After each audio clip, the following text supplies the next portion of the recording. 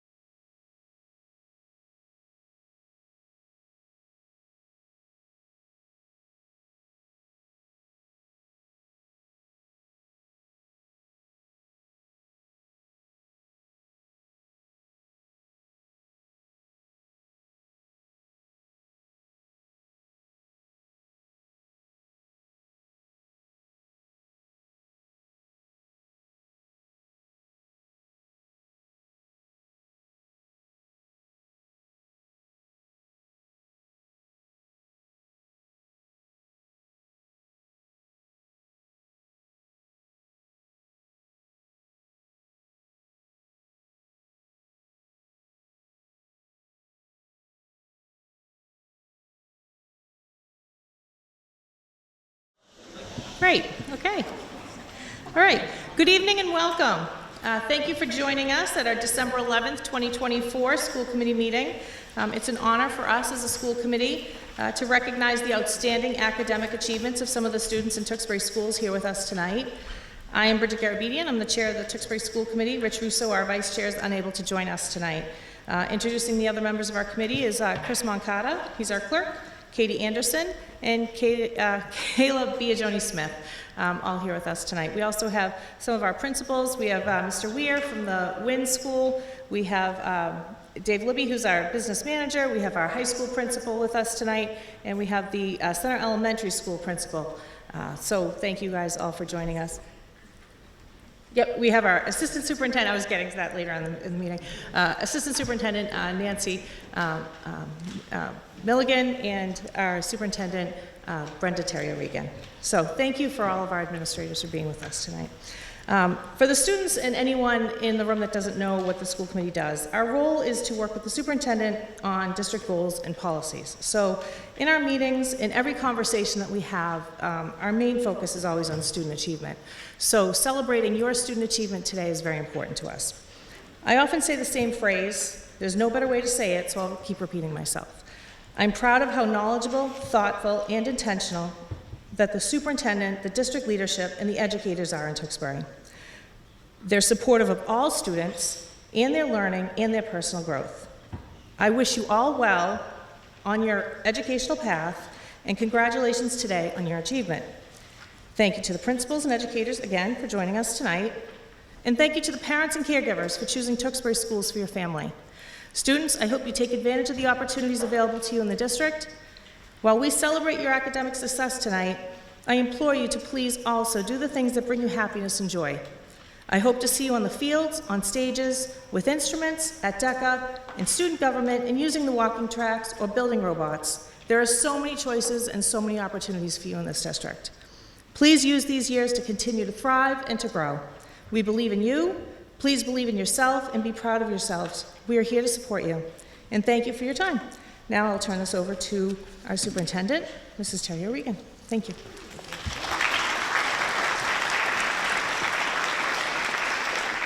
Bridget, that was so lovely. All right, well, I too am so happy to see so many families, parents, guardians, friends, our recognized students, as well as many of our admin team here to celebrate you. So what are we celebrating tonight? Your academic achievement on the 2024 Massachusetts Comprehensive Assessment System, also known as the MCAS test.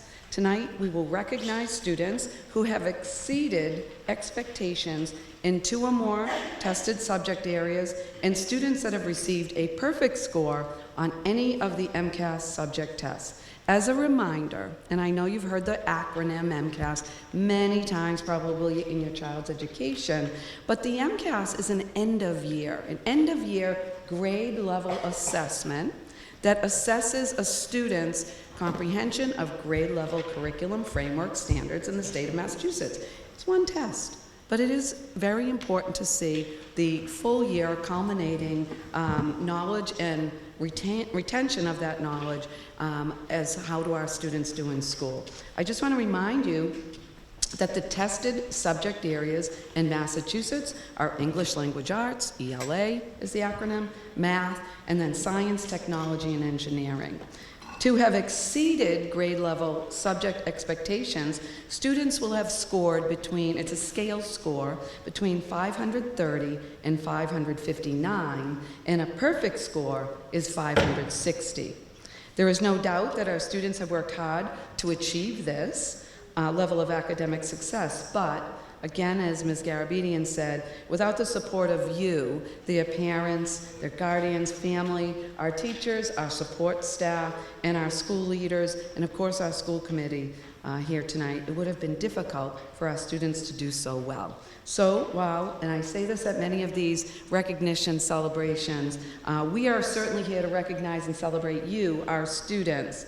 but I'm asking you to take some time in the next couple of weeks and thank or recognize maybe one of those people that I mentioned, a teacher, an administrator, or someone, one of the parents or friends at home who have supported you in your learning journey.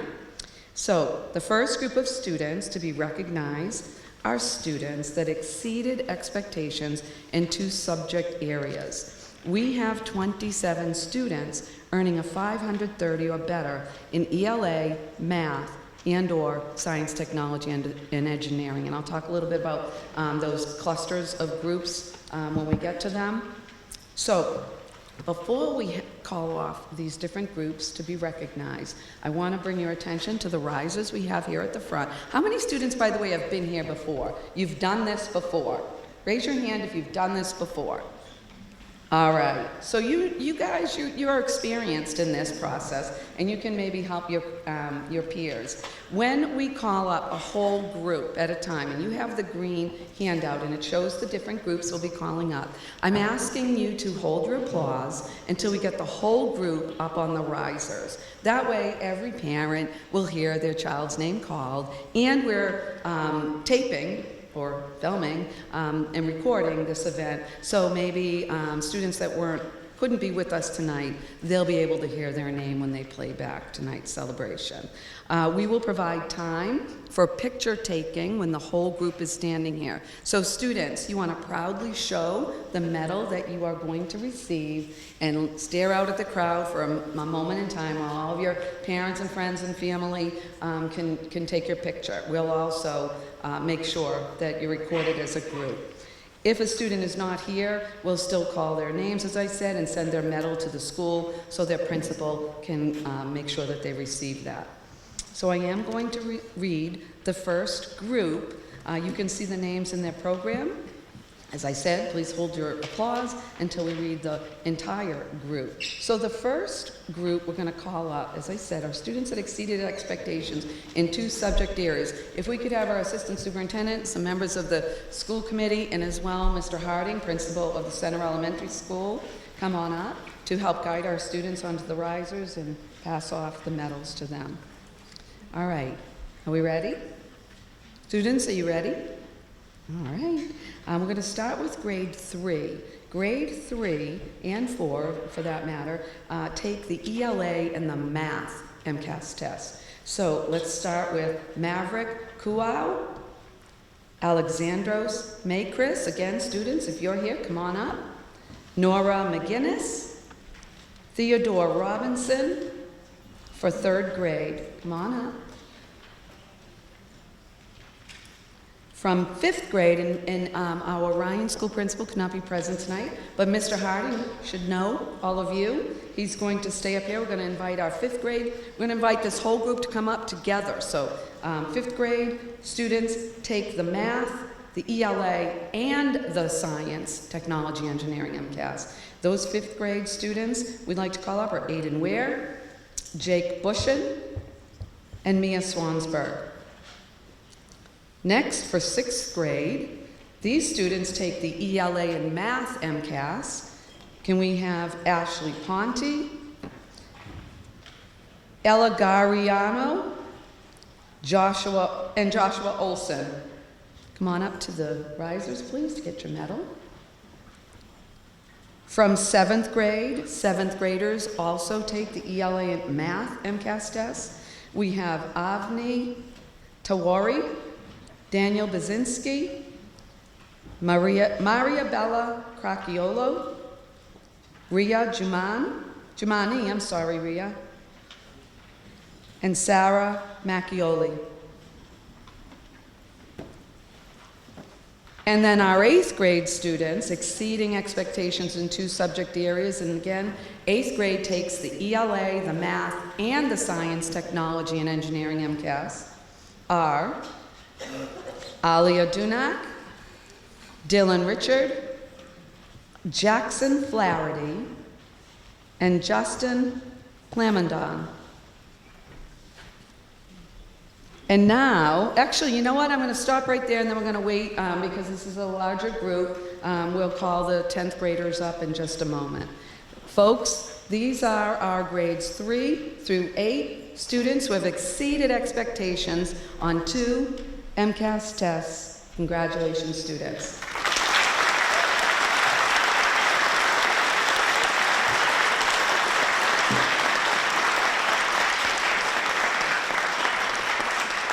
Okay, students, pause for just a moment. We see some cameras up.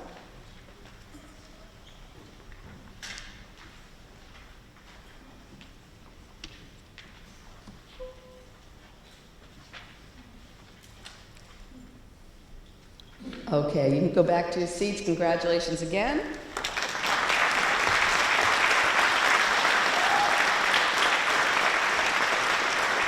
Now let's call up our high school students who have received exceeded expectation scores on at least 2 of their MCAS tests. And keeping in mind, in high school, our students take the science, it's the biology, science, technology, engineering MCAS test, ELA, and math. Those students are Allison Spritzer, Bavli Youssef, Ian Todd, Jeremiah Webb, Maddox Cretion, Samuel Caballero, Samuel Grathwell, and Stephen Opedisano. Come on up, sophomores. Oh, actually, yes, all sophomores. All right. Congratulations to you students. You're going to take your place up on the podium so your parents can get pictures as well.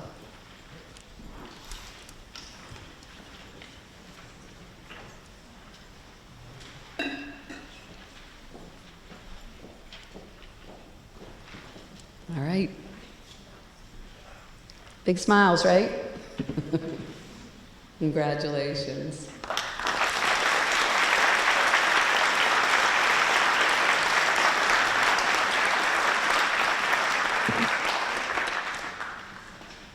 See one more picture in the back.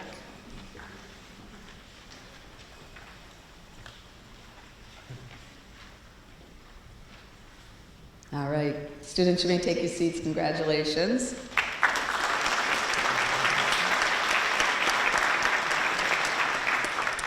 The next group of students we will recognize are students that exceeded expectations in 3 subject areas. And keep in mind, they take 3 MCAS tests, ELA, math, and science, technology, engineering.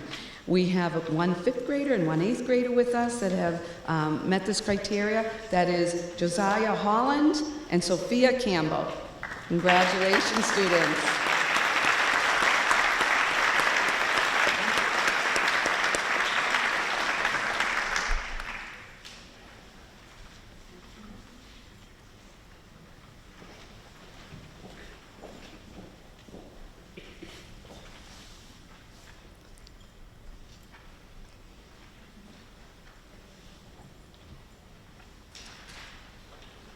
Okay, I think we got those. Oh, you're welcome to come right up to the front and take a picture as well. Excellent. All right, you may take your seats, students. Congratulations. All right. The next group of students we will be calling up have received a perfect score. Remember, that's a 560 in any one subtest that the grade level took. We have 6th graders, 8th grade, and 10th grade here. Keeping in mind they take the math and ELA MCAS tests. We'll start with 6th grade, and again, Mr. Harding will be up here to recognize you. We'll start with Erin McCusker, Farah Gonzalez, Mariana Tancredi, Natalie Watkins, Sean DeCellis. In 8th grade, we have a student receiving a perfect score in ELA, Mark Johnson. And in 10th grade, Chloe Mello and Anthony Copey.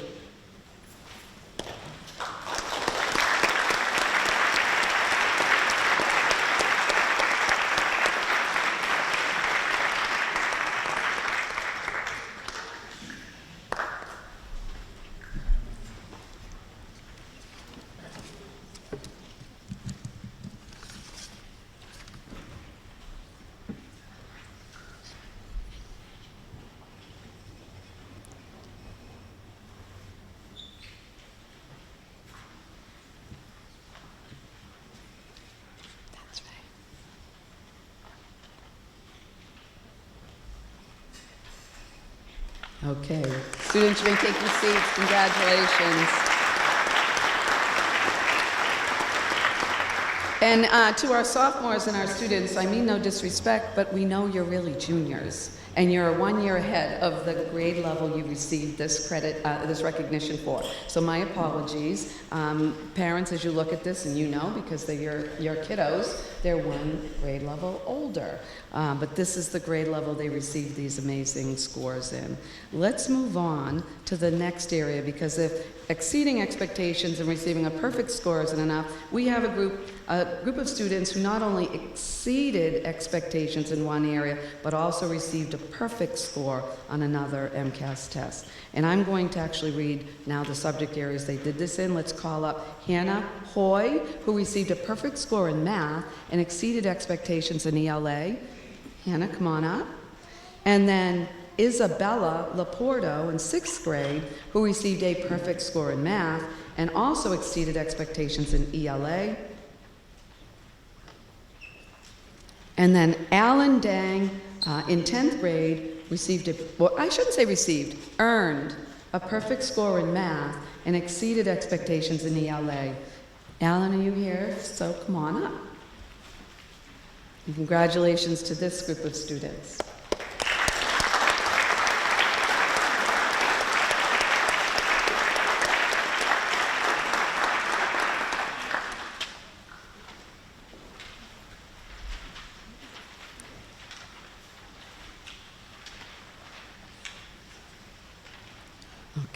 All right, students, you may take your seats.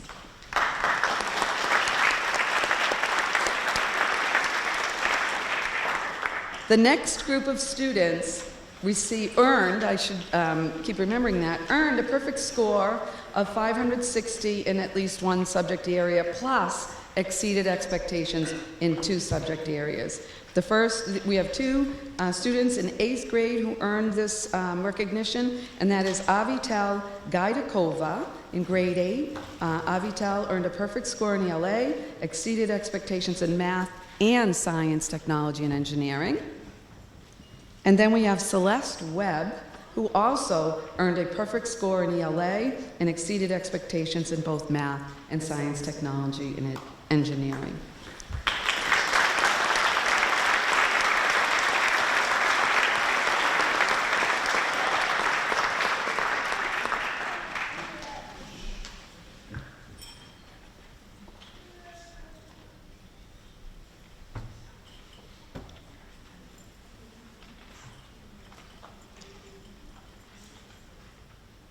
Great. Congratulations, students.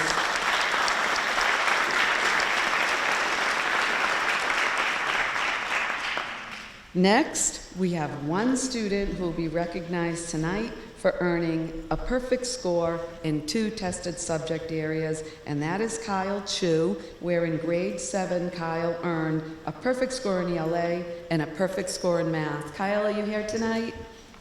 Yay. All right, come on up, Kyle.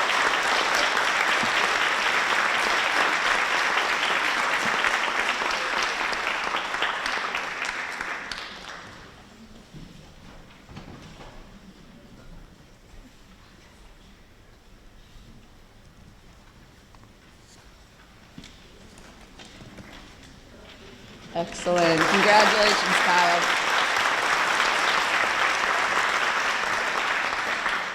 All right, now we will recognize the class of 2025 recipients of the John and Abigail Adams Scholarship Award. Our Tewksbury Memorial High School has 44 recipients of the John and Abigail Adams Scholarship.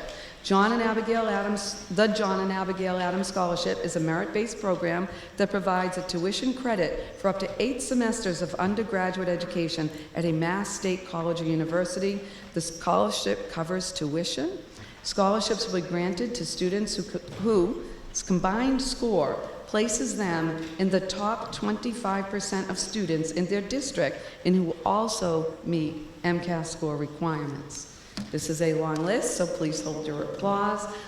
Students, we're going to have you all, remember you want to be able to see through each other so that we clearly can get you all on screen. We'll start with Lucia Alvarado, Christopher Abagast, Tofi Bailoon, Salvatore Catanzano, Vanessa Chen, Anya Cranston, Gianna Doiron, Peyton Dunn, Rania Eloai. I'm sorry, Rania, that one always gives me a little trouble. There she is. John Erskine, Callie Frechette, Kara Gaffney, Hazel Garabedian, Peter Georgia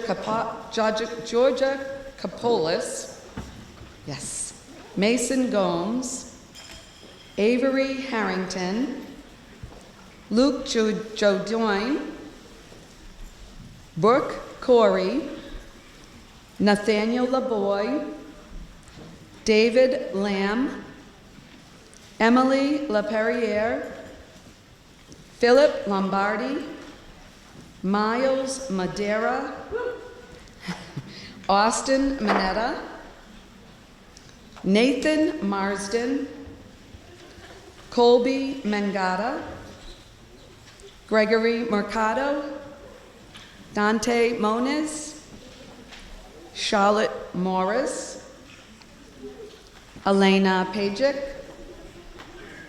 Balin Poirier, Devin Ricci, Maya Sachdev, Zachary Salvaggio, Bashir Sheikh Kamas, Rose So, Edison Sock, Aidan Sweeney, Colin Todd, Jonathan Walazek, Sydney Whalen, Riley Williams, and Abby Young. Congratulations, students.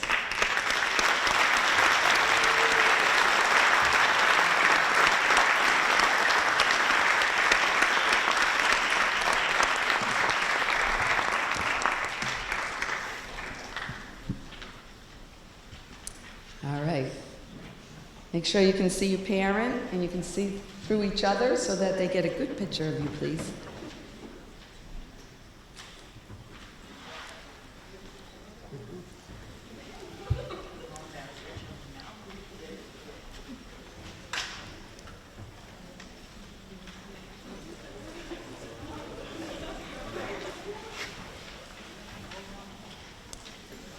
How we doing, parents? You good?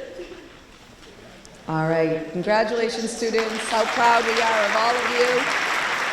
And if we could have one student stay up to the podium, please. Christopher Abagast. Chris, thank you. At this time, we are going to recognize a Tewksbury Memorial High School commended student in the class of 2025. This is a National Merit Scholarship Program commended student. According to the National Merit Scholarship Corporation, approximately only 2 to 3% of top scoring PSAT test takers are recognized as National Merit commended students. There's only about 30,000 nationwide that are receiving this recognition this year. This recognition underscores exceptional academic capabilities of these students. This year, we have only one student receiving this, but how very proud we are of you, Christopher. The commended student in the 2025 National Merit Scholarship Program is Christopher Abagast.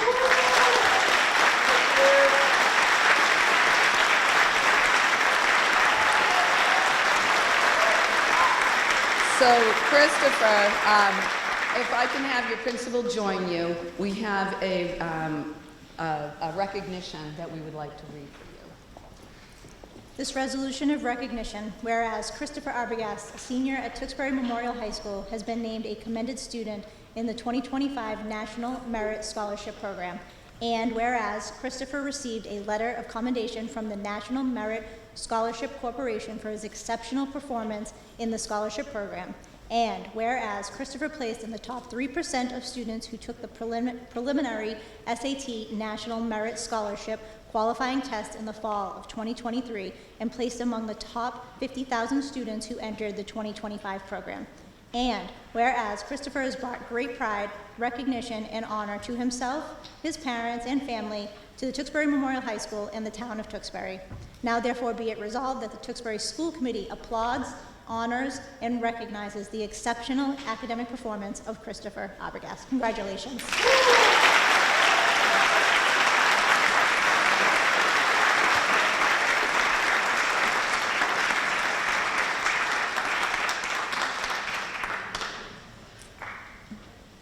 Congratulations to all of our recognized students, and again, thank you to all of our family, friends, and educators that have joined us tonight, for this is such an important ceremony where we recognize your academic achievement, not only on the test, but the work it took all through your school year to achieve such a high level. So we do have some treats out for you in the cafeteria. We welcome you to stay, socialize a little bit, and take all the pictures you want. You may use the stage or the risers, but that concludes our event for tonight. Again, thank you for coming out. Okay, and we now reconvene our regular school committee meeting at 6:30 p.m. I would like to thank everyone who was able to join us at 5:30. We were in the auditorium for this year's Student Achievement Awards. It's always enjoyable to recognize students for all they do when they are high achieving. So that was a nice moment, and I'm sure we'll hear more about that tonight. So thank you to anybody who could join us. If we could start with the Pledge of Allegiance.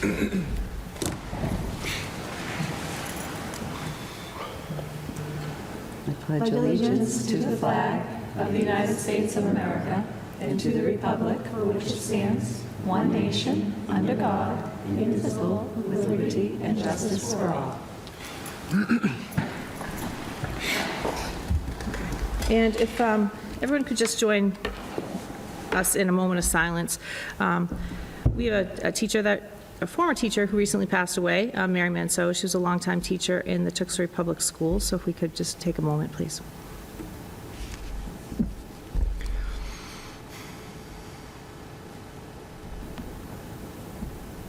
Okay, thank you very much. And I know Mrs. Manso was somebody who I knew personally through the community. I knew her when she was a teacher. I was a student in the schools. I didn't have her myself. I knew her family very well, and so she will be very, very missed. But I didn't know if Mrs. Terry Regan, you wanted to add some. Yeah, I think Mary led a very interesting life, not only 20 years here with the Tewksbury Public Schools as an aide, as a teacher, as a computer aide at the Heathbrook. Anyone that knew Mary would say she was very kind and caring. It's probably a surprise to some, but not a surprise to those that knew her. Mary was a former nun. And the subject of a book that is titled Vows, the story of a priest, a nun, and their son, by her son Peter Manso. This is a memoir chronicling the family's unique origins and exploring the concepts of faith, culture, and family. So yes, Mary was very kind and caring, and those who knew her will surely miss her. Okay, thank you. Moving on, we have our announcement for tonight's regular school committee meeting. It will be televised and recorded. It may be viewed live on Comcast Channel 22 and Verizon Channel 34, or on youtube.com/TewksburyTV. Under the open meeting law, the public is permitted to make an audio or video recording of an open session at a public meeting. At this time, I would ask if anyone is recording tonight's meeting to please identify themselves. And seeing nobody, I would like to first offer a moment to Mr. Long to share some words about one of our beloved staff members. Thank you. I just wanted to recognize Brian Aylward, who was named the Massachusetts Interscholastic Athletic Association Coach of the Year for football for the 2023-24 school year. The criteria of the award is recognizing excellence in character, achievement, and coaching. This award seeks to recognize and honor teacher coaches who have had an impact on the lives of student athletes by encouraging them to succeed and by helping them develop self-confidence, ambition, a sound work ethic, and other skills and values necessary or helpful for success in their later lives.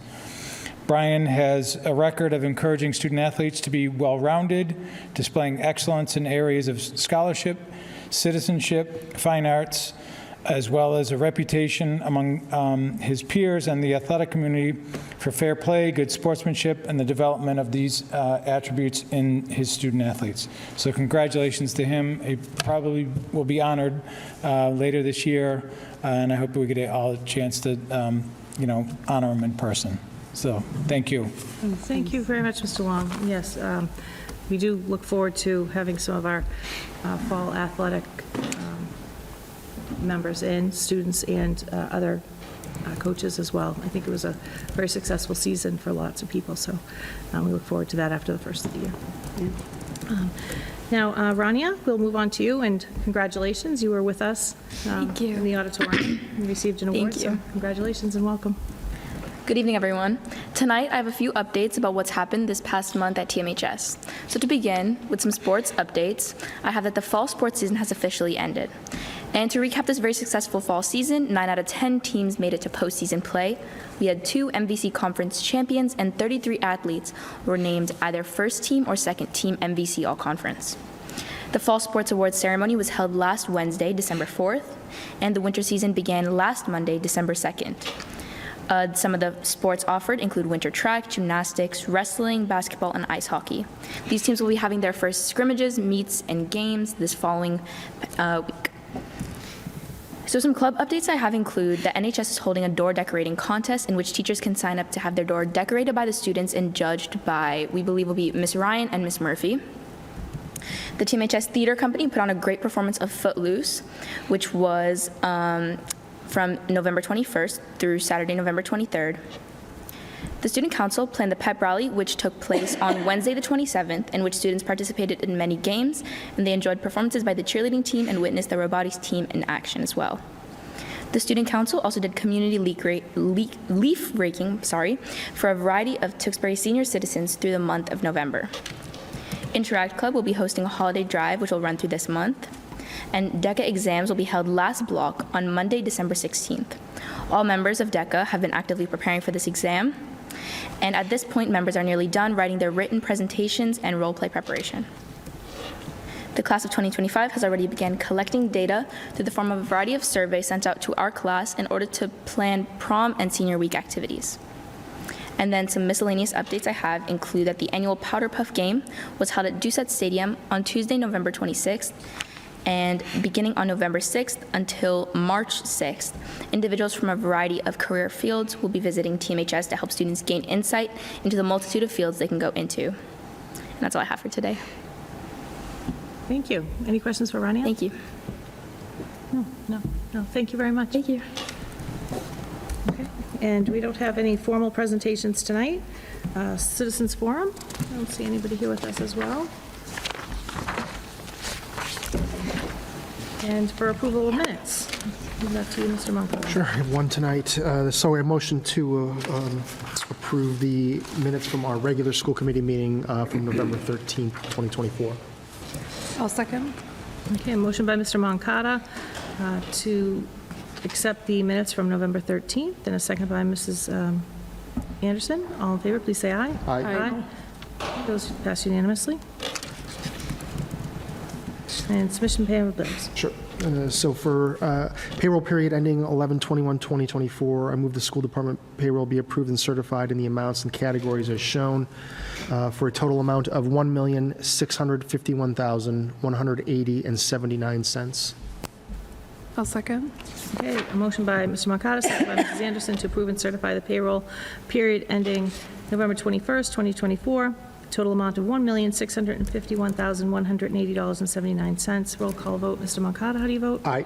Mrs. Anderson? Aye. Mrs. B. Joni Smith? Aye. And I vote aye as well for a unanimous vote. And secondly, for payroll period ending 12/5/24, I move the school department payroll be approved and certified in the amounts and categories as shown for a total amount of $1,643,853.32. I'll second. Okay.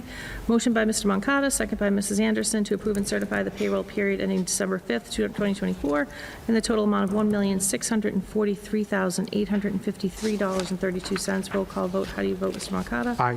Mrs. Anderson? Aye. Mrs. Biagioni Smith? Aye. And I vote aye as well for unanimous vote.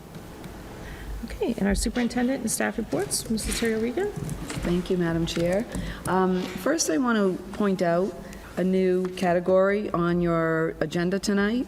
What we've done is we've taken topics that typically land in the consent agenda, some informational only in correspondence, and some that you need to vote on, and we've split that into two categories. Throughout our updates, they may fall into either of those categories, but just drawing your attention, we have correspondence and informational topics.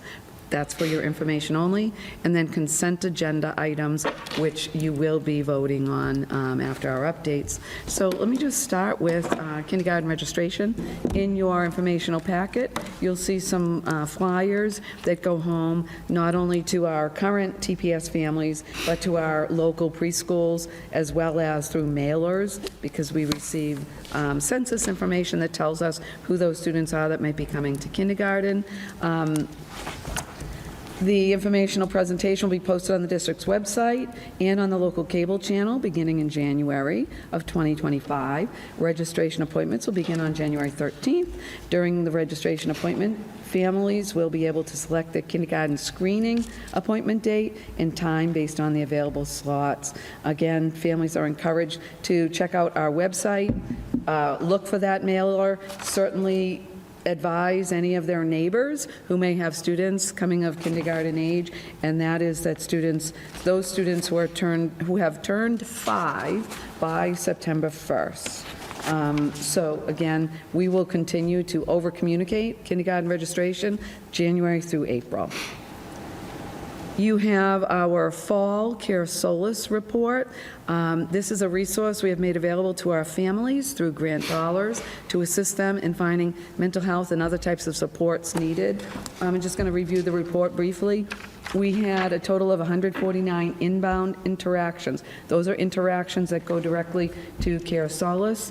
We then had 21 warm handoffs. That is when the school becomes involved as well in the support needs of the family, and then total appointments that families have been able to acquire based on this process.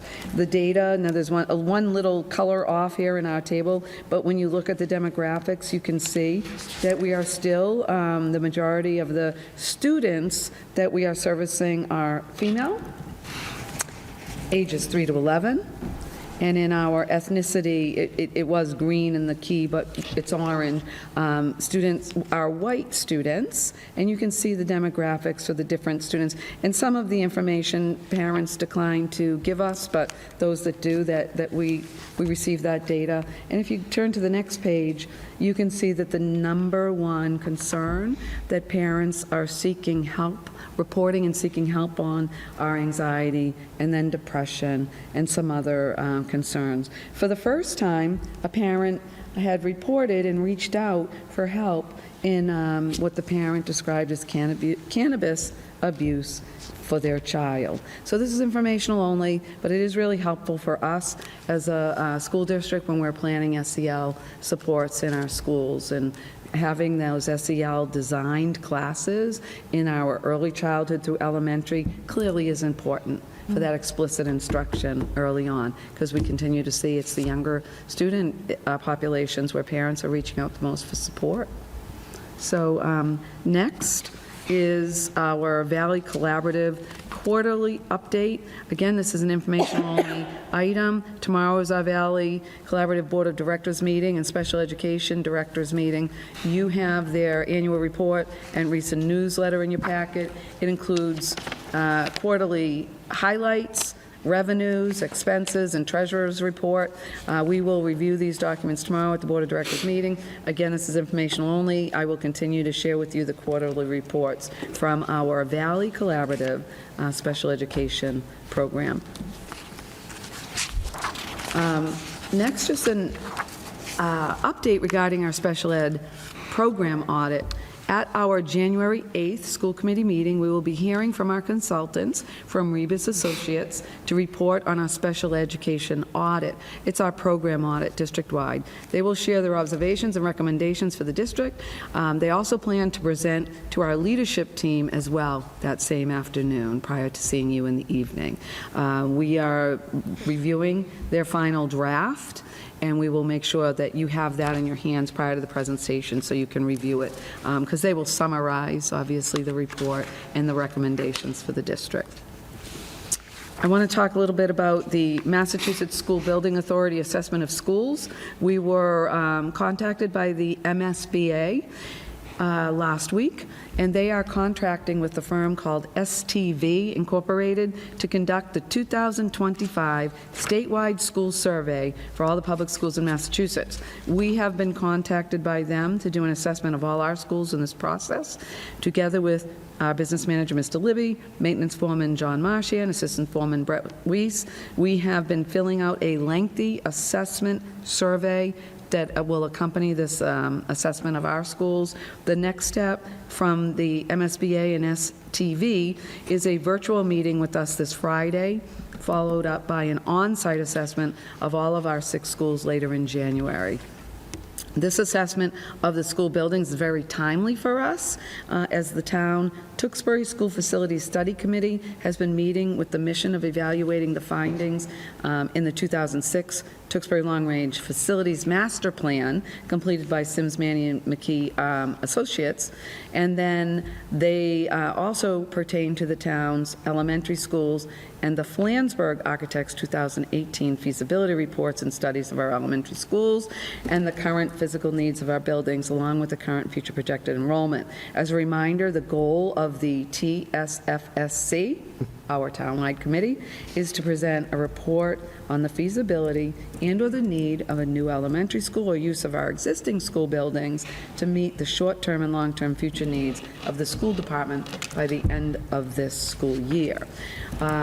Last week and this past Saturday, together with facilities, our maintenance foreman, John Marchand, and again, his assistant foreman, Brett Weiss, we walked the committee through tours of all 6 of our schools to allow them the opportunity to see the current functional use of our schools and educational program. The tours were very eye-opening. I know, Madam Chair, you as a member of the committee, the facilities committee, were with us. Members were able to see not only the physical space in both our aging buildings and new schools too, but also talk with our building principals to learn about the therapeutic special education space, as well as new STEAM space, and other ways where our educational program is using every available space really in our buildings, and now what is required in schools' educational program.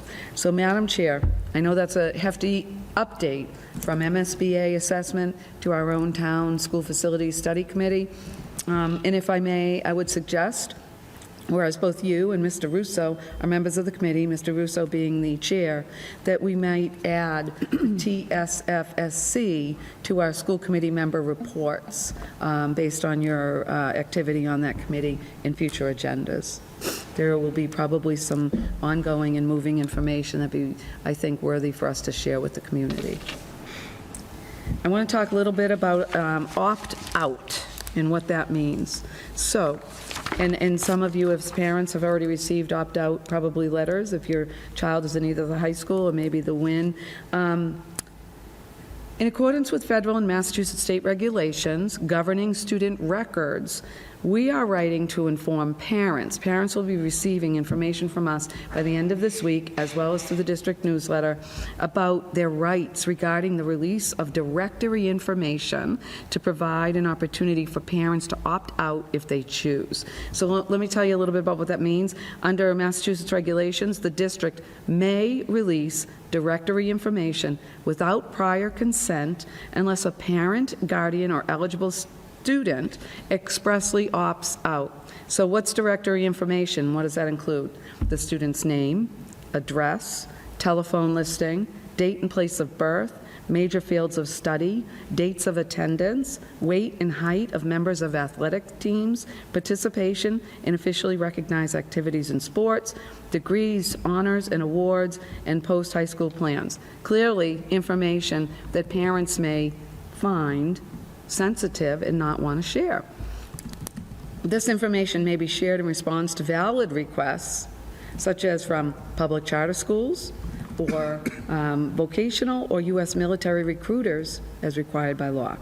So why I tell you this is if parents do not wish this information to be blanket reported out, we are now going to implement an annual opt-out form.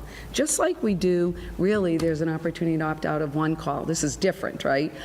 A parent could always opt back in if they feel they want to. But we really want to give that, we don't want to keep doing it individually for the win when it comes time for Shaw Tech information, which we put out there. Some may not want all that information, or now that it comes out from a charter or the military. So I'm giving you that information so when you see as parents of students in our district, we want to do an annual, and we will be updating our handbooks with this CMR, the Commonwealth Mass the regulation, so the parents are aware of it as an annual occurrence.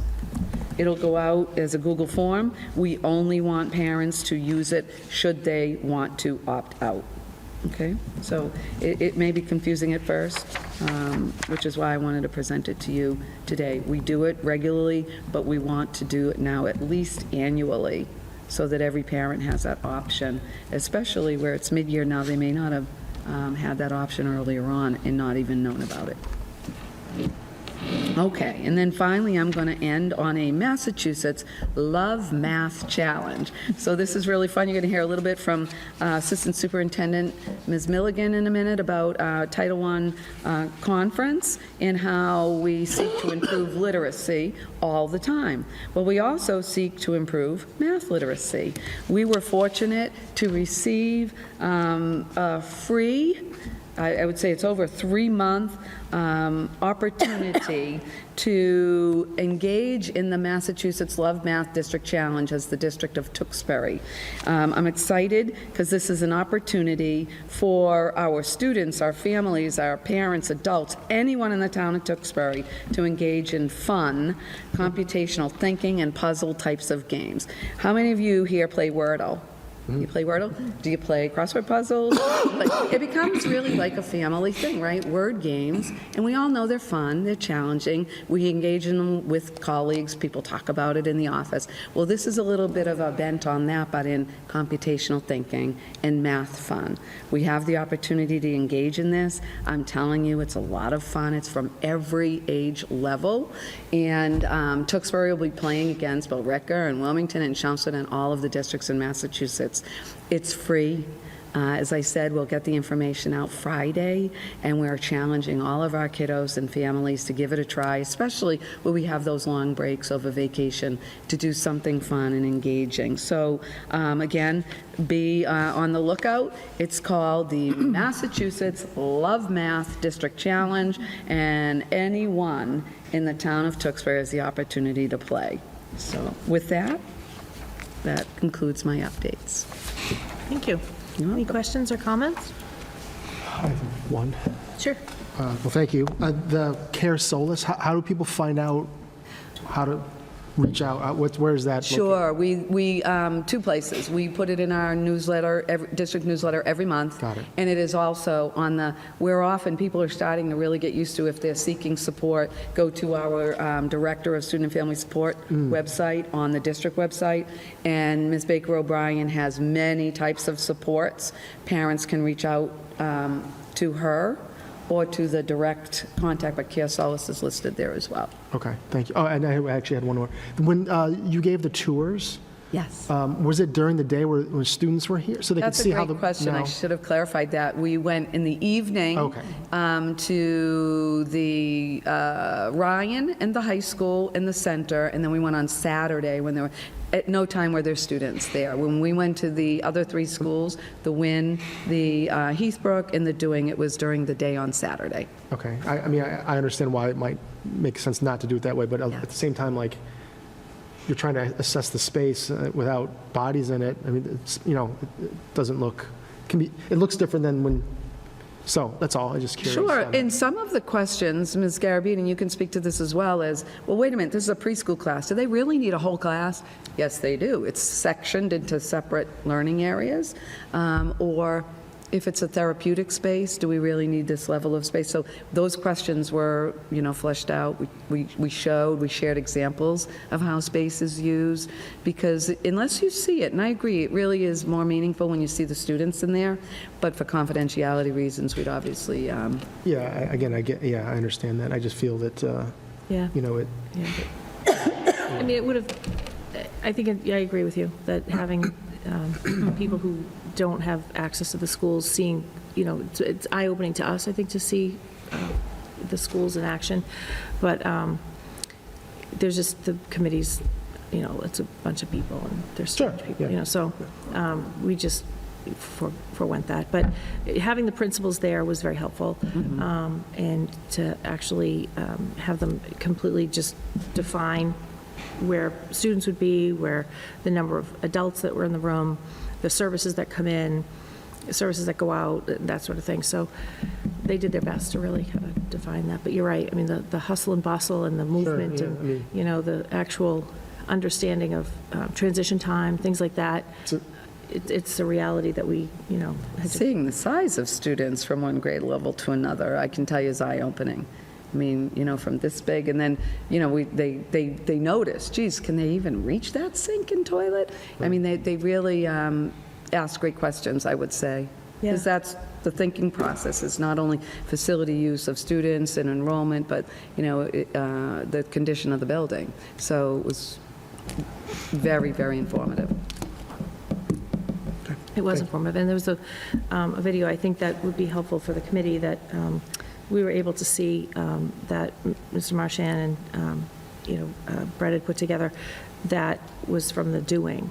And I think just as we look at our capital improvement, spending that we're doing as a day-to-day, until this committee sorts out some recommendations and we move forward, I think as a committee, it's helpful for us to see some of that, because these tunnels underneath, talking about the water table, and just how, that impacts things that are happening over at the doing was helpful. So I think it would be nice at some point if.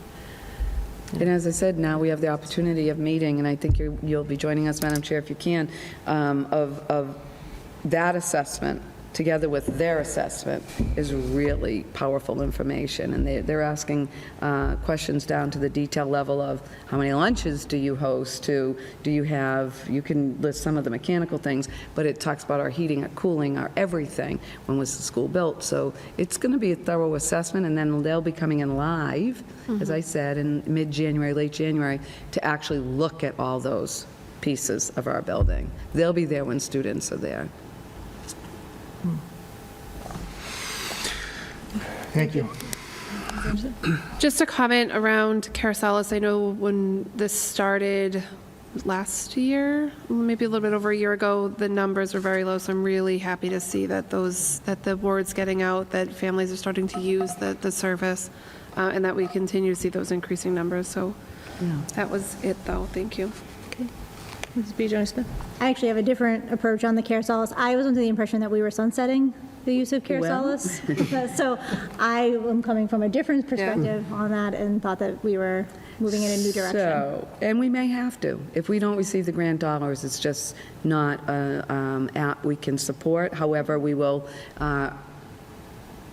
let's just say, replace it with other options that are available to members of the Commonwealth of Massachusetts that we can find. So we'll work with our lead nurse on that, and that's, I think, the conversation you were involved in early on. If we cannot afford Care Solace moving on, and we don't have to, then we will Right, in terms of that, and as well as another like, support. right, and what is the value out of the service Yeah.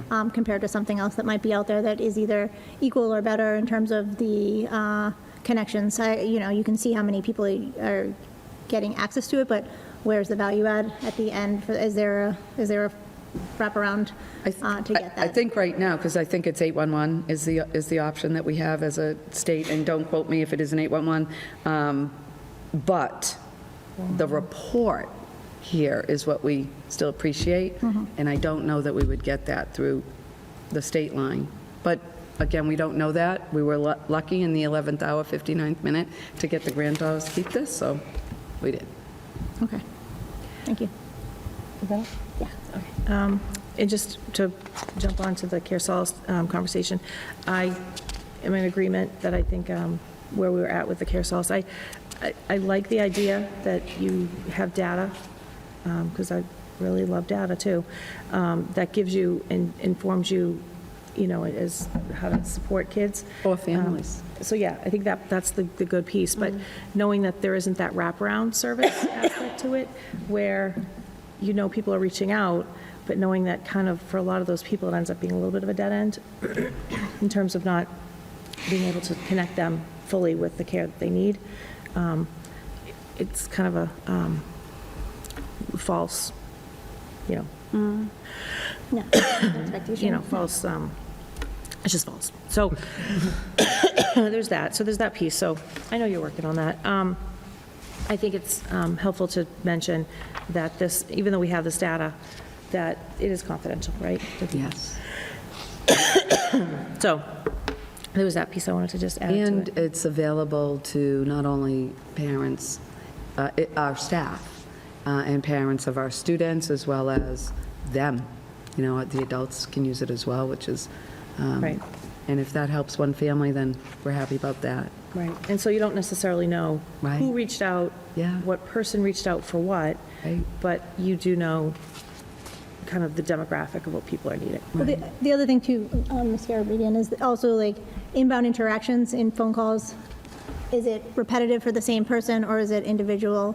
I think there's a deeper dive that you could do into some of that data that, because when you look at the warm handoffs to the appointments, those numbers drop significantly from what the inbound and outbound calls are. So do those inbound interactions really represent the number of people that are being helped or just more phone calls being made or emails being sent? Right. Yep. And then the student records, I'm so appreciative that you're sending that out.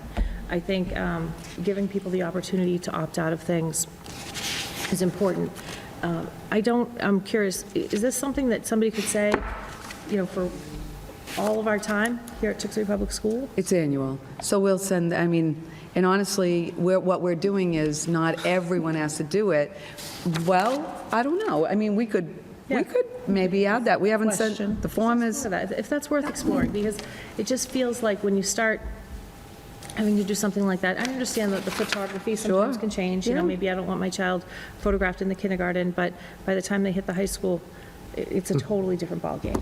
I think we could add that. Maybe the photograph, option, keep that in there as your annual thing. But this feels like if I don't want their information out, I might never want their. And you don't want to miss it one year to the next. That makes sense.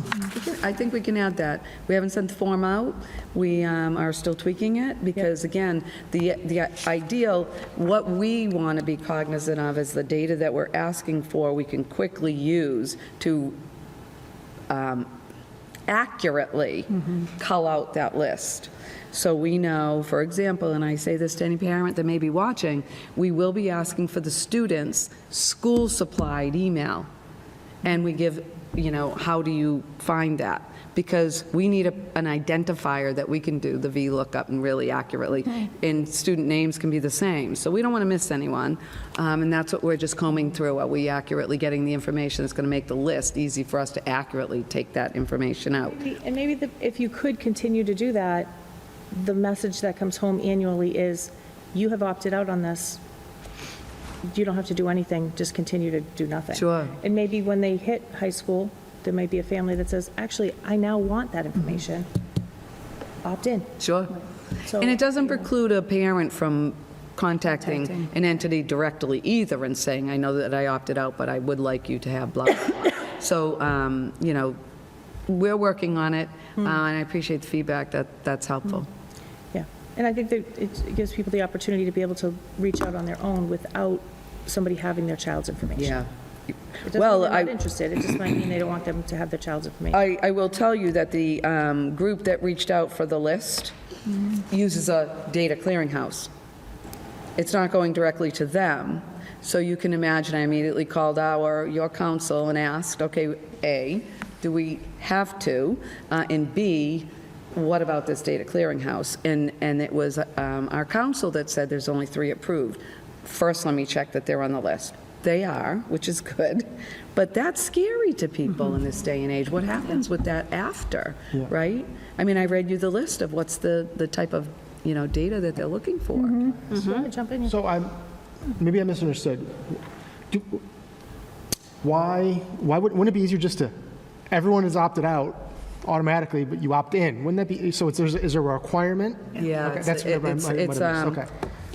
Yeah, legal gave us Okay, that advice. that's okay. 603 CMR 23074A. Correct. You just opt in, you want to do it, like you're, Basically, Okay. they have the right to ask us for that information unless the parent says, I would rather you not share that. all right. Yeah. Yep, that's the way the regulation reads. And then would it be per family or per student? We're going to make it per student. Okay.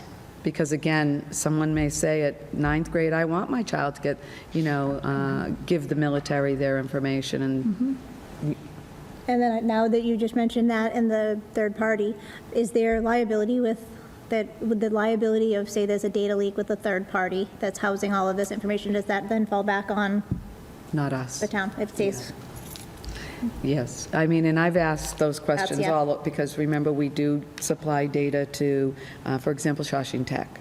And again, parents always have that option to opt out. But exactly, that's why we get so nervous. I mean, anytime anyone asks us for student or parent information, and we get it asked all the time, Yeah. it's always a no, but when it comes to the regulations, it has to be a yes, and we treat it carefully.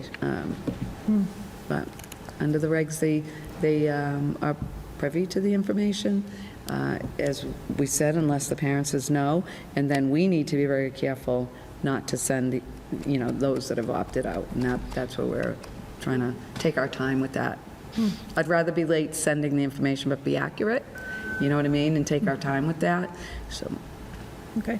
What would be the timing of this go every year, like beginning of the year? Well, we're going to update the handbooks, and I'm giving you that notice now, that we'll put the language in every handbook, and then we are going to do it now, but then we'll do it at the start of every year. Yeah, okay. And keep going. So, and to your point, if a family who has little ones now just says, no, never, unless I ever say yes again, we'll just keep those people off the list. And happy to add the study committee to the agenda, as long as everybody's in agreement. I think we've been unofficially kind of doing it anyway, so adding it to the agenda makes a lot of sense. And then for the SPED report, I look forward to that. I think it makes a ton of sense that we get some sort of a breakdown in our meeting that is a synopsis, we need kind of an abridged version, of course, for our meeting. Hopefully, the committee will be able to see the full report, though, if that's possible. That's the plan. Okay, perfect. Okay, so that's it. Yeah, great report. Lot going on. There is a lot. It sounds funny because you see sure that's nothing in not old everything. business, but boy, oh boy, we're busy. Thank you. All right, and Mrs. Milligan. Thank you, Madam Chair. I first want to start with attending the CASE conference last week, as the superintendent had said. Last week, a small administrative team from the district attended the annual Title I federal conference. The theme was Every Path Leads to Leadership. Sessions focused on how to increase leadership opportunities in our schools and districts while empowering educators to build enough capacity, confidence, and motivation to better support our students. Over the 3 days, the team was able to attend a variety of sessions, including supporting literacy, math, updates from Washington about our federal grants, and parental engagement activities. This conference provides many supports to ensure that we are supporting our district effectively through our Title I grant funding. Thank you for allowing the team to attend. For district professional development with the district leadership team, this update is actually supporting our attendance at the conference. We always highlight the opportunities for professional development for our staff. This month, we're highlighting the PD that our administrative team is completing. Leading buildings and districts today is a complicated process that requires our school and district administrators to balance student accountability, social emotional needs, the day-to-day demands and everything in between. Our DLT completed an efficacy scale this fall, and through that data and conversations, we've identified 3 areas to support our administrators. We've been using our time at each DLT meeting to dig into our needs that have started reading the book Leverage Leadership by Paul Bamberg-Santoyo to help us manage the multiple demands of our roles. We have an incredibly strong team and will continue to build our collective efficacy to support each other, to support our teachers, students, and our families. I want to highlight an upcoming event at 4 of our buildings called Beyond the Books. There will be 4 sessions offered to families at our K-6 buildings to come in and learn more about the current literacy program, its design, and how it supports the science of reading research.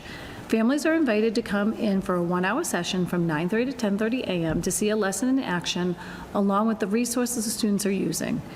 There is a lot of research that shows that building literacy experts through a specific topic supports all 4 literacy domains of reading, writing, listening, and speaking. This information will be in our upcoming newsletters, and the dates include at our Doing School, Thursday, January 9th. Heathbrook will be Tuesday, January 14th.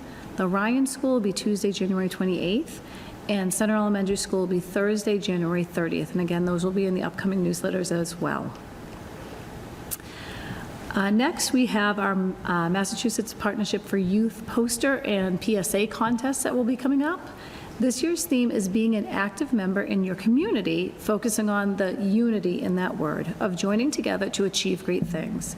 The poster submission contest deadline is going to be Friday, January 24th, and the PSA submission deadline is going to be Friday, April 25th. And this information will also be included in this week's newsletter and the school's newsletters. Finally, I want to remind everyone that our district has an LPAC for our multilingual families. In your packet agenda, you saw that our LPAC dates, following up from our last school committee meeting. I've provided you with the upcoming English Language Parent Advisory Committee meetings, also known as the LPAC. Our first meeting will be held right after the winter break on January 9th from 6 to 7:30 at the Ryan School. The LPAC is a required advisory council to the district as we have over 100 EL learners in our district, which is an exciting news for our community. These meetings are very helpful for our EL families in providing the support needed for the students to succeed in school. This notice is informational only, and we have also included all those dates and times in the district newsletter and in the school's letters. And that is all I have from my report tonight. Great, thank you. Any Thanks. questions? Are there members of that LPAC already? Like So there are some parents? already, yes, and we're hoping that we can continue to build on that. Yeah, the way that the LPAC works is it should be a joint co-chairing between the district and families. We have not had co-chairs from the parental side up until this time, but we're hoping that this year we might be able to encourage a few of the families to be able to co-chair. I know that working with the EL teachers in the district, there's a few families that have reached out that have children at Dewing and Heathbrook, so that would be a great partnership to have start at the early years and continue with that and kind of build it up. So. And Mrs. Biagioni-Smith, I think you attended and brought this up, so we thought it was important that we start really promoting, Yes. that this PAC does exist, very supportive, and, the families just find all the time they can together to, one, learn about what it's like to be, their child to be in school here in Tewksbury, but in our state, our country, and supporting each other and building a community, and eventually it'll build some leadership, and some opportunities for those families and parents to take those roles. Yeah, I after attending a couple of the cultural nights and meeting with some of the teachers who are proactively doing some of this work for a couple of years now, I think even before there was the requirement, given the numbers that we had. So coincidentally, I'm meeting with some of them tomorrow to talk about it as well, and leveraging some of the stuff that we already have in place for the CPAC and some of the things that we're already doing to see if there's some ways to bring some of that collaborative efforts between the school committee and the PACs to see what we can do for them or what they might need. Cool. So, yeah. So I guess that they're not formally, I guess, in the same kind of requirement that the CPAC falls under. But I guess in my thinking of collaborative efforts and things like that, There is some similarities in the sense that with the district collaboration, I guess there could be some school committee support in that way too. So maybe if you could report back to us, if you feel like there could be some benefit to having like a school committee liaison that would be helpful in any way, that's something maybe we could consider. Yeah, Doing something absolutely. like that and adding that to our. Yes. Yeah. Thank you. Yeah, just to add, I think it'd be a great idea. I'd be happy to attend one of these meetings just to see. I mean, it's fine. Yeah, and even if it's a rotating thing or Yeah. a dedicated member, but leave that up to the committee to decide. But Yeah. Thank you. I'm glad this is moving. Any other questions, comments? No? No, I'm good, thank you. Ms. BJ Smith? No others, thank you. I am beyond excited about this literacy learning session. I mean, Beyond the you know the books. stuff I get excited about. Yeah, like really excited. So I'd love to attend one of those if that's okay. Please do. Yeah. I definitely think, after the new EL came out, I would imagine that there are some families that have questions as to how it's working and, what it looks like in the classroom. So the fact that you're kind of offering this, I think, is awesome. So thank you. And we're hoping, being in that second year, you're starting to see the students as they're going through it. They're really coming home as experts in a topic. And the kids are getting very excited. And when you see a module from start to finish, and students really digging into texts and supporting texts and readings and videos and everything about that topic, I'll give you an example. Grade 3 does one on frogs. Grade 4 does one about animal adaptations. You really see the kids really getting into it. And when you see the end of unit, they just did the end of unit frog one, and the 10 different types of writing and speaking and listening activities and what the kids could tell you about, you really see the excitement behind the program. And so we hope that this will get like a snippet of what the kids are engaging with every day, to really think about how literacy development works for students.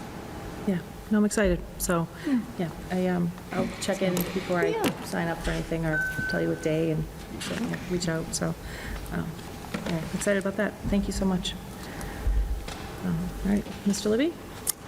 Thank you, Madam Chair. Good evening, everyone. I have a couple of brief updates. First one on the Heathbrook School project. I have emailed you all a few pictures that I received today from Heathbrook Principal Terry Garish, and just kind of shows some of the progress from the at the outside of the project. Aluminum installed. Most of the glass is installed, and most of the doors are installed on the outside of those areas, replacing that greenhouse plexiglass structure that was there previously. You'll see it kind of we had to keep that sort of shape of the previous structure based on where how the foundation was poured. We had to line up the edge of the building to the same place that the previous walls came to. So we thought we were going to be able to just go straight down once we had removed the heating system, but we found out that there's some other forces at work that we needed to bring the edge of the building back out to the edge of the foundation. So that's why the structure is the way it is. If you remember, we have sort of two contractors going on here on this project, one through the insurance company from the flood claim that kind of kicked off this whole set of work, and then the contractor that we signed up to replace the HVAC system, the ceiling replacement, and that window storefront area on the outside of the building. The contractor working on the HVAC ceiling and windows is telling us he looks like he'll be finished with his piece substantially on December 20th. The only thing remaining on his punch list after that would be the window blinds that would be at the end of the month of January, expected to be delivered and installed. And the insurance flooring folks are right now scheduled to come in December 21st. It's a Saturday, and then on the Monday, the 23rd, to finish up flooring in that area, as well as some, I believe, installing the rest of the, when I say installing, the cabinets. The cabinets we ordered were all rolling cabinets so that the teachers could have some flexibility in how they set up their rooms. So we replaced what was built-ins with rolling. They can, they're welcome to set them up in the same manner that they were before, but they will have a little bit of flexibility with how they ultimately set up their classrooms in those areas. So I don't think the school's planning on the December move that we were hoping for. I think if we wanted to really push, we could, but they have an existing space now that's working. So I think they're going to wait and make sure all the testing is done properly and the heating system's working and everything's fully functional before we commit to making the move. So I think it'll be a January time when the students and staff move into those spaces at the Heathbrook. Second brief update is in your informational packet was the announcement of the Hall of Fame banquet. I attended that banquet, so I'm just giving a brief update on the evening. It was, we had 8 individual athletes, 2 coaches, and 1 team inducted into the Hall of Fame. It's an event that happens, seems like every 3 or 4 years. It's nice to see families, current, former staff show up and sort of share some good stories and memories about their time here at Tewksbury High. We had some folks travel pretty far to be in attendance. I was talking to a kiddo that I coached when I first started working here that's now has 8th graders and made me feel very old, but he's living in North Carolina, and he came up for the team induction for his team. So it means a lot to folks, I think, that connection that a lot of people have with their schools and their teammates from those days. Ron Druin and Nancy O'Hare do a great job of putting that event together. I think Ron will tell you it's mostly Nancy, and she gets most of the credit, but the night was very good, went well, finished at the under on the time. Everybody kept the speeches brief, but very meaningful, and all in all, a very good night. Great. That is my report. Thank you. Any questions or comments? I'm okay. Thank you. Good, thank you. All set, thank you. Thank you very much. Yeah, I look forward to the Heathbrook project being done. Being done. Me too. Yeah, as I'm sure the staff at Heathbrook is too. But they've done a nice job. I mean, just the tour that we had for the facility committee, it was nice to see the project coming along. So Yeah. I imagine once that's done, that the rest of the committee would love to get in to see it too. Even just the work that was in the kitchen and just it looks good. Okay, great. All right, so that covers pretty much everything that was in the correspondence. We had opportunities to ask any questions there.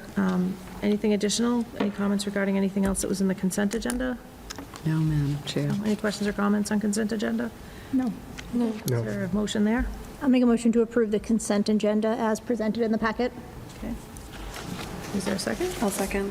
Okay, motion by Kayla and a second by by Katie. And all in favor, please say aye. Aye. All right, great. School committee member reports. We'll start with our CPAC. I was unable to attend. Katie, did you want to give an update on the last one? Yeah, I don't have my notes. They talked about the fall event that they took place in. I think that they were all excited that there was some good attendance there. They are looking forward to the report coming out, so I believe that we're still waiting on dates for a meeting with the district. Actually, we're meeting tomorrow Yep, with tomorrow. the leadership team. Okay, okay. So we'll meet tomorrow, and then we're enrolled and meetings are on the calendar for our involvement in that Apple program, and I cannot Yep. give you what the acronym is right now. Yeah, It's something, it's out there. Yeah. But our dates are booked for those sessions as well. I think we'll talk about it a little tomorrow, and we can send an email to them and let them know about the January 8th meeting, if they want to sit and be in attendance and hear that presentation. Great. Maybe once that program kind of works through after a while, we could get a better update on what that is. And Yeah. Yeah. As soon as we have the first meeting, I think that would be great. okay. Wellness Advisory Committee, that was today, right? Yeah. yeah. You wanna take that one too? Yeah, I can have a couple notes from that. So we did meet today. We did start to plan a wellness event for the district and the community. It is in the very early stages, but there is at least the startings of starting to form that plan. And we're going off and looking at a few things and coming back at our next meeting and really start to dig into what the next year looks like in preparation for that event. And then there was a update to, there is going to be a wellness of, a free yoga and mindfulness sessions at the Wynn for students and faculty. And I believe that information is going out soon. So that was something exciting for the district, for the kids at the Wynn. Yeah, Anything else? I think that was the two highlights. Okay. Great. Okay. And then Policy Subcommittee, that would be Mr. Russo and myself. We have a date that we just scheduled. the 18th? 18th, great. And that is December 18th. December 18th. So we'll report back after that. And we haven't really tackled much. So if you've been following our subcommittee agendas, it's been the same agenda because we just keep picking apart. I think some of those, they're very tedious. So it's the same agenda because we keep talking about kind of the same thing. So it's not hard to follow along. But hopefully, our next meeting in January, we'll have some policies to look at. So tonight, we don't have any policies, nothing for our old business. Moving on to some new business. That brings us to our FY25 expenditure report and budget transfer. Back to you, Mr. Libby. Yeah, thank you, Madam Chair. So I actually have a correction on the, I don't know if it was October or November budget transfer we did on salary. It sort of related to the funds that were added to our budget at town meeting. In the salary area, there was $176,895 added to our budget in the, at the October town meeting. It was put into our district-wide salary reserve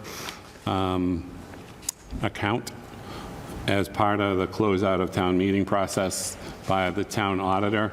And I wasn't completely familiar with how that process worked. We very rarely had asked, I had never asked for extra money into our budget. So I thought we would be putting it into accounts where we needed it, and I sort of double counted that transaction. So I was talking to the town accountant last week on how best to correct that, and I thought just a whole new transfer, taking that well, sort of correcting what I should have presented at the November meeting. We should have had a prior transfer column for the 176,895, and then what my intention was to move 90,000 of that to the WIN psychologist account to cover a new hire in that school, and leave 86,895 in the in that salary reserve account. So that's the kind of the colored page you have there, and that would be the correction to the November transfer on the salary side. I kind of came across that as I was looking through this December transfer. My transfer column wasn't adding up to what I thought it should have been, and started going through the numbers and realized that Alrigo, the town accountant, had already put the 176,000 in, and so I had kind of double counted that funding and needed to correct it. The second page is the budget transfer for our operating accounts and capital outlay. This represents some areas where in our operating we had some available funds, and some other areas where we needed some funding to cover either already spent expenses or projected expenses in certain areas. And I kind of wanted to piece them together so that they netted out to zero. So I didn't make the same mistake that I made on the November transfer. So with the rationale reason on the side as to why each account had either more money in it than we thought we would need, or needed some additional funding. So the one I'd like to call your attention to, the bottom section, the capital outlay account, which we hadn't really touched this year. Typically, that's summer projects that happen, July 1st is the beginning of our fiscal year, so those projects would have already happened. Most of the projects, well, all the projects we were completing this year were being completed with funding that we obtained through warrant articles, or we had left over from previous warrant articles. So we hadn't really touched the capital outlay account in our budget to a great extent. And we're finding that our needs in several areas of our operating budget are exceeding what we had planned on. So want to transfer most of the capital outlay budget into our operating accounts for tuition and out-of-district transportation to be able to help cover those expenses as we go through the year. That's really the biggest sort of movement of funds between our major categories that I'm asking the committee to consider tonight. Okay. Any questions? I have a question.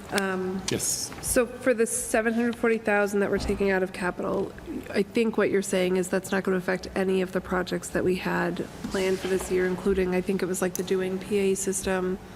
Any of that stuff is not affected by this? Yeah, no, well, at this point,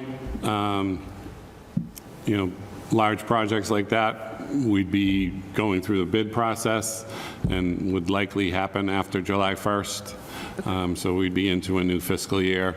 And I think a lot of our strategy going forward may have to be to approach town meeting for those types of projects going forward. And so because we're planning for budget for the following year soon, Yes. so is there any of this capital that we're now going to have to account for in the budget above and beyond what we were originally planning to account for?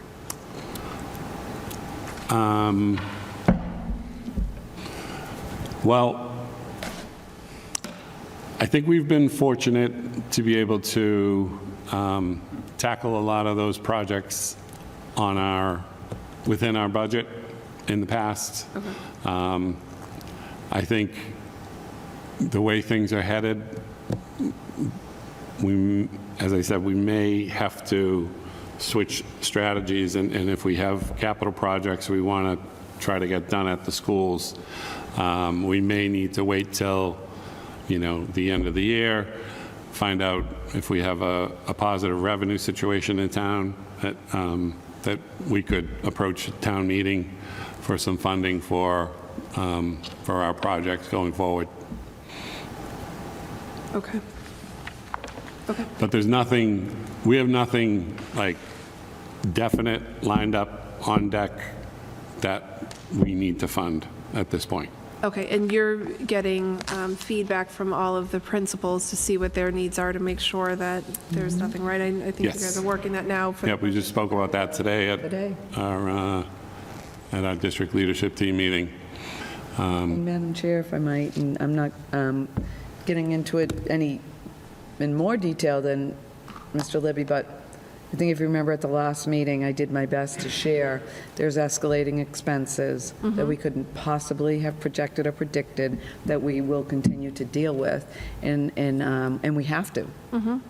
And while we have other big projects we need to and want to do, it's really about how Mr. Libby and the principals and we think about where do we have to predict for that now moving forward. And when our budget's this big, it means it comes from here and moves here. So how do we then tackle those big capital maintenance projects? We have to first spend on students and education, and then see where we can afford. And then when we can't, is town meeting the place where we'll go if we, for example, need another large air conditioning project or something, of an exorbitant cost that the building, needs. So, I think we shared about, $800,000 in a overspend already from the projected. And when you think about that, look at the amount of money that's moving back in operating. Yep. Okay. Yeah, and they're not, I want to put this delicately and properly, these are expenses we need to address. Right. Yeah, Yeah. right, so. Mr. Ancona? I was mostly looking at this transportation line, just as the one that you're probably worth mentioning there, but it's one we have to address constantly, and hopefully upcoming, or I don't know what the contracts are for the transportation when those things are up, and how we're going to deal with that going forward, but, is that going to be enough? Is that going to be enough, or is that a number that's just going to keep going up throughout the rest of this, I've been actively shopping Yeah. for vendors. And has been creative in how we address, for example, I don't want to just say out of district, but the cost of transporting a student who may move from Tewksbury to another district that we are now required to transport. So it's complex, but Mr. Libby's been very creative. In fact, has called on ambulance services and called on every, available type of transportation system that we would allowably use and try to get those costs down. We do have a contract with a vendor, but with all things special ed, we are allowed to, as long as we can get the service done, we're allowed to, we're exempt from 30B under those, for our special ed expenses, including transportation. So if we can find someone that could do a run for less than our contractor, we can take advantage of those. And there are more companies getting into the business than there used to be. We're finding more, we're getting emails every week from a new company that opens up, letting us know that they're in business and have vehicles available, so. Could I ask you about reimbursement? So with the transportation circuit breaker, my understanding, it has been 75%, but it's no longer, right now, it has not been 75%? Yeah, this year, it was lowered, the circuit breaker transportation portion was lowered to 44%. So budgetarily, we went into this year anticipating 75. Sure, and then the escalating actual costs with a lower reimbursement. And I think it's important for just, people to understand, this isn't just a Tewksbury concern. This is Right. this is happening across the state. So when you talk to other districts, that this is hard for everybody. Sure. So I hope that, I don't know if you're hearing anything at all on your end, but I'm not hearing much in terms of that changing anytime soon. No, I'm hopeful that we get some good news on revenues for the current year, and maybe they'll bump that number back up, but not hearing anything that's a reality or anybody's talking about that at this point. Anything else? I'm okay, thank you. Ms. Peters? Maybe just a comment in general that this is obviously a timely conversation as we're rolling into our favorite time of year, when we have 4 meetings a month with you to talk about all this stuff. And for people who may be interested or want to hear that, now is the time to listen and kind of ask those questions. Waiting until April, May, June, July, September, October is too late. So we are sitting at the table and doing all of that and listening and asking the questions, but for anyone else who may be, getting the ruler out and following along with any of this, the time for questions is now. Right. So, but appreciate the work that you put into this. It's a lot. And I actually do look forward to our budget season, strangely. I don't know why. Strangely. But, yeah, so really more just a comment. That makes there. one of us. Okay. So I have no questions on the actual transfer.